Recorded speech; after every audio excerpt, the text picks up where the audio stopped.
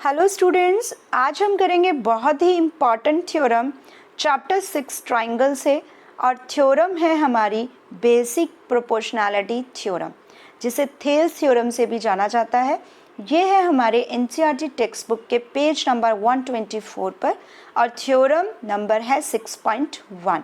तो ध्यान से इस थ्योरम को अगर हम समझेंगे तो इस थ्योरम पर बेस्ड हमारी पूरी 6.2 का जितना भी कंसेप्ट है वो इसी थ्योरम पर बेस्ड है। तो आइए स्टार्ट करते हैं इसकी स्टेटमेंट से। तो स्टेटमेंट में हमें कहा है if a line is drawn parallel to one side of triangle to intersect the other two side in distinct points. कहता है कि अगर एक कोई ट्राइंगल है, उसके किसी भी एक साइड के पैरेलल अगर हम कोई भी लाइन ड्रॉ करते हैं तो वो लाइन इनकी दूसरी जो साइड्स बचेंगी उन साइड्स को किन्हीं दो पॉइंट्स पर कट करता है, यानी कि डिस्टिंक्ट अलग अलग पॉइंट पर कट करता है। जैसे यहाँ पर मैंने आपको एक ड्रॉ करके दिखाया कि ये हमारा ट्राइंगल है। अगर इस साइड के पैरेलल मैं एक लाइन यहाँ पर पैरेलल ड्रॉ कर लेती हूँ तो ये लाइन इनकी इस ट्राइंगल की दूसरी साइड्स को डिस्टिंक्ट पॉइंट जैसे डी पर, यहाँ पर ई पर, डी और ई पर क्या करेंगी, कट करेंगी, राइट। फिर क्या बोला है स्टेटमेंट में, the other two sides are divided in the same ratio. और जो ये दो साइड्स हैं ये सेम रेशो में डिवाइडेड होंगी। जैसे यहाँ पैरेलल ड्रॉ की हैं तो A D divided by D B होगा बराबर ए ई डिवाइडेड बाय ई सी होगा, राइट। तो यहाँ पर स्टूडेंट्स हमें गिवन क्या है कि हम एक लाइन पैरेलल ड्रॉ कर रहे हैं ट्राइंगल के एक साइड के। तो एक अगर हमें एक ट्राइंगल दिया है ए बी सी तो D E is parallel to B C. तो यही हमें स्टेटमेंट में गिवन है।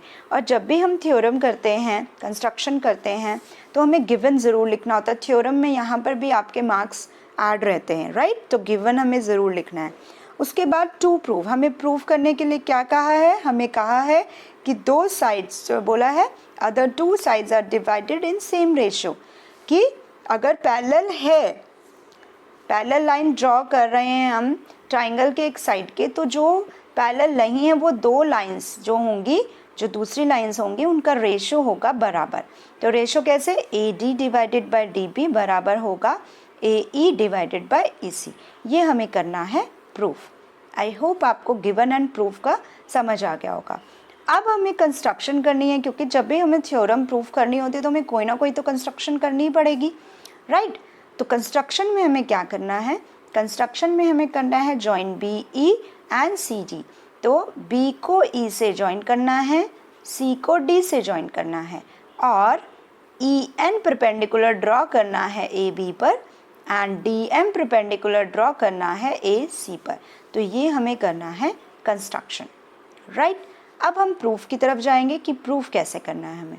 तो स्टूडेंट्स, अगर आपको कंस्ट्रक्शन समझ आ गया है तो कंस्ट्रक्शन हमने क्या की थी एक बार रिकॉल करते हैं। बी को ई से मिलाया था, सी को डी से मिलाया था, ई एन परपेंडिकुलर ड्रॉ किया था ए बी पर और डी एम परपेंडिकुलर ड्रॉ किया था ए सी पर। अब स्टूडेंट्स हमें नेक्स्ट स्टेप में एरिया फाइंड आउट करना है, एरिया ए डी ई। तो यहाँ पर ए डी ई कहाँ है स्टूडेंट्स, ए, ये ए पॉइंट है, नहीं लिखा ना यहाँ पे, ये ए पॉइंट है, A D E, area A D E. अब हमें पता है एरिया का फॉर्मूला होता है half into base into height. तो बेस स्टूडेंट्स यहाँ पर क्या होगा, ए डी इस वाले ट्राइंगल में, एंड हाइट क्या हो जाएगी जो परपेंडिकुलर ड्रॉ किया है, मतलब ई एन। तो स्टूडेंट्स यहाँ पर A D into E N, half into A D into E N, A D into E N, right. तो ये ए है हमारा ये वाला पॉइंट।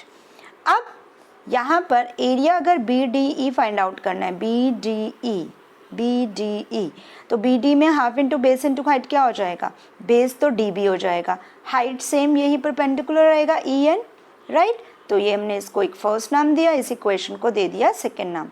तो सिमिलरली हमें जो सेकेंड यहाँ पर एक हमारा शेडेड रीजन दिया है, जैसे यहाँ पर दिया हमें ए डी ई। अब ए डी ई तो कॉमन ही है, यही इसका ट्राइंगल, और साथ में सी डी ई का ट्राइंगल, राइट, या डी ई सी का ट्राइंगल। तो एरिया ए डी का क्या हो जाएगा, half into base into height. अब यहाँ पर हाइट चेंज हो जाएगी, डी एम हो जाएगी, तो हाफ इंटू ए ई इंटू डी एम। अब डी ई सी को देख लेते हैं, डी ई सी में half into base into height क्या होगा, बेस तो ई सी होगा और हाइट वही रहेगा डी एम, राइट। तो यहाँ पे वही किया है कि इस इक्वेशन को थर्ड नाम दे दिया, इसको दे दिया फोर्थ। ओके, अब हम क्या करेंगे, नेक्स्ट स्टेप डिवाइड करेंगे जो फर्स्ट और सेकंड है इसको, थर्ड एंड फोर्थ है इसको। तो जब हम फर्स्ट से सेकंड को डिवाइड करते हैं तो area ADE divided by area BDE, क्या वैल्यूज़ हमने पुट डाउन कर ली, हाफ हाफ कट गए, राइट, EN कट गए, बच गया क्या, AD divided by DB। Similarly second points में, सेकंड इसमें देखेंगे हम, सेकंड में क्या देखा हमने, जो हाफ हाफ कट गए थे, DM कट गए, बच गया AE डिवाइडेड बाय EC। तो area ADE divided by area DEC की जो इक्वेशन आई उसको हमने B नाम दे दिया और इसको हमने दे दिया A नाम। अब क्या करना है स्टूडेंट्स, नेक्स्ट स्टेप में हम देखते हैं कि जो BDE है, जो BDE है और EDC या फिर CDE है, ये वाले ट्राइंगल जो है ना, इनका जो बेस है वो सेम है। जैसे ये ऐसे ड्रॉ हो रहा है, ये ऐसे ड्रॉ हो रहा है, इनका बेस क्या है स्टूडेंट्स, सेम है। जो DE है वो क्या है, दोनों में कॉमन है।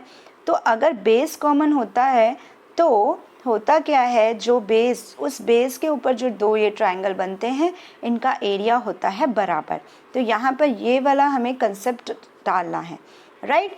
Triangle BDE and TEC are on the same base DE and between the same parallel lines, और सेम पैरेलल लाइंस के बीच में है। ये देखो, ये पैरेलल लाइंस है ना, इनके बीच में है। तो क्या होता है, तो एरिया होता है BDE, जो भी ट्राइंगल बन रहा है ये वाला एरिया और ये वाला एरिया आपस में क्या होगा, बराबर।